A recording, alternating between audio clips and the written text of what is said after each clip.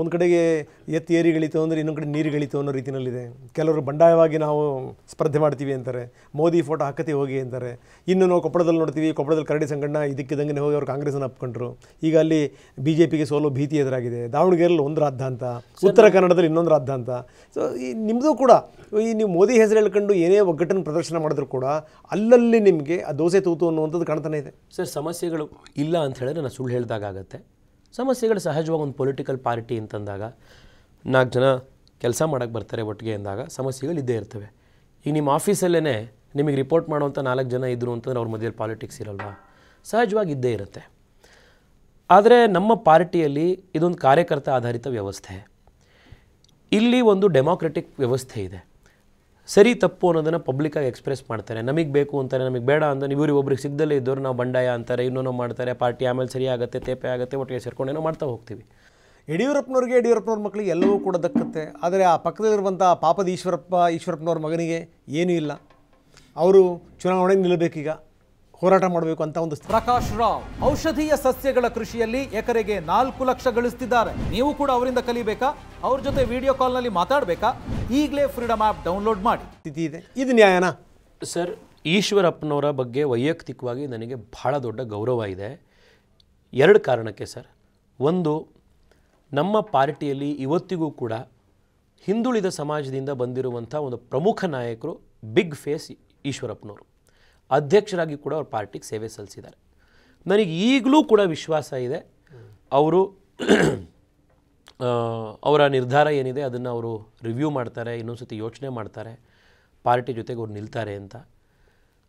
ಅವರಿಗೆ ಪಾರ್ಟಿ ಸೂಕ್ತವಾದಂಥ ಸ್ಥಾನಮಾನ ಕೊಡಬೇಕು ಅನ್ನುವಂಥ ಒಂದು ಆಗ್ರಹ ಕೂಡ ನನಗಿದೆ. ವಿದ್ಯಾರ್ಥಿ ಆಗಿದ್ದಂಥ ಸಂದರ್ಭದಲ್ಲಿ ನಾನು ಫಸ್ಟ್ ಟೈಮ್ ಇಂಟರ್ವ್ಯೂ ಮಾಡಿದ್ದೆ. ಆವಾಗ ನಿಮಗೆ ಚೆನ್ನಾಗಿ ಜ್ಞಾಪಕ ಇದೆ, ಯಾರೋ ಒಬ್ಬ ಪ್ರೊಡ್ಯೂಸರ್ ಫೋನ್ ಮಾಡಿದ್ರು ನನಗೆ. ಫೋನ್ ಮಾಡಿ, ಹುಡುಗ ಚೆನ್ನಾಗಿದ್ದಾನೆ, ಏನಾದ್ರು ಸಿನಿಮಾದಲ್ಲಿ ಮಾಡ್ತಾರ ಕೇಳಿ ಅಂತ.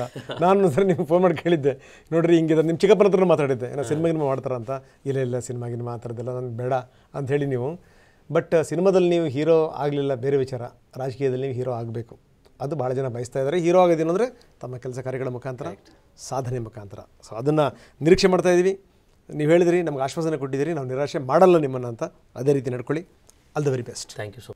ತೇಜಸ್ವಿ ಸೂರ್ಯ ಮಂತ್ರಿ ಆಗ್ತಾರಾ? ಸರ್, ನಾನು 8-10 ವರ್ಷದ ಹಿಂದೆ ಪಾರ್ಟಿ ಸೇರಿಕೊಂಡಾಗ ನಾನು ಒಂದು ದಿವಸ MP ಆಗ್ತೀನಿ, ಇನ್ನೇನೋ ಆಗ್ತೀನಿ ಅಂತ ಅಂದ್ಕೊಂಡು ನಾನು ಪಾರ್ಟಿ ಸೇರಿಕೊಳ್ಳಿಲ್ಲ. ನಾನು ದೇಶದಲ್ಲಿ, ನಾನು ಅವತ್ತು ಅಮಿತ್ ಶಾ ಅವರಿಗೆ 2014ರಲ್ಲಿ ಅವರ ರಾಷ್ಟ್ರೀಯ ಅಧ್ಯಕ್ಷರಾದಾಗ ನಾನೊಂದು ಇಮೇಲ್ ಬರೆದಿದ್ದೆ ಸರ್. ಆ ಇಮೇಲ್ನಲ್ಲಿ ನಾನು 2 ವಿಚಾರ ಬರೆದಿದ್ದೆ.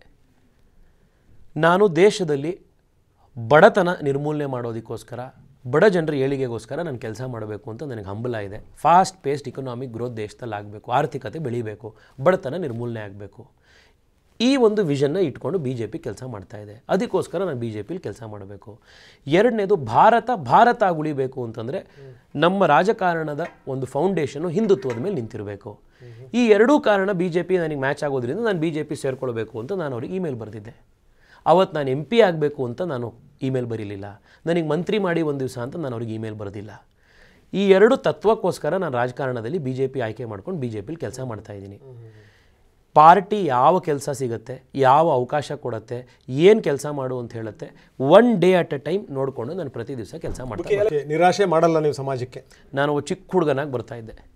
ನಾನು ನಿಮಗೆ ಒಂದು ಗ್ಯಾರಂಟಿ ಕೊಡ್ತೀನಿ ಸರ್, ಏನೂ ಆಗಿಲ್ಲದೆ ಇದ್ದಾಗ ಒಬ್ಬ ಹುಡುಗ ಬಂದು ಇಲ್ಲಿ ಡಿಬೇಟಲ್ಲಿ ಬಂದು ನಿಮ್ಮ ಜೊತೆ ಕೂತ್ಕೊಂಡು ಪ್ಯಾನಲಲ್ಲಿ ಕೂತ್ಕೊಂಡು ಯಾವ ಪ್ರಾಮಾಣಿಕತೆಯಿಂದ ಆರ್ಗ್ಯೂ ಮಾಡ್ತಾ ಇದ್ದ, ಡಿಬೇಟ್ ಮಾಡ್ತಾ ಇದ್ದ, ಅಥವಾ ವ್ಯವಸ್ಥೆ ಒಂದು ಬದಲಾಗಬೇಕು ಅಂತ ಒಂದು ಹೋರಾಟ ನಡೆಸ್ತಾ ಇದ್ದ, ಅದೇ ಪ್ರಾಮಾಣಿಕತೆ, ಅದೇ ಒಂದು ವ್ಯವಸ್ಥೆ ಚೇಂಜ್ ಆಗಬೇಕು, ನಾವೇನೋ ಒಂದು ದೊಡ್ಡದು ಮಾಡಬೇಕು ಈ ದೇಶಕ್ಕೆ ಅನ್ನುವಂಥ ತುಡಿತ 100% ಜೀವಂತವಾಗಿ ಇವತ್ತೂ ಇದೆ.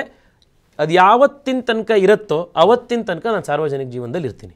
ಯಾವತ್ತದು ನಂದೋಗುತ್ತೋ ಅವತ್ತು ನಾನು ಆರಾಮಾಗಿ ಯಾವ್ದಾದ್ರು ಬೇರೆ ಕೆಲಸ ಮಾಡ್ಕೊಂಡು ಬಿಟ್ಟು ಹೋಗ್ತೀನಿ.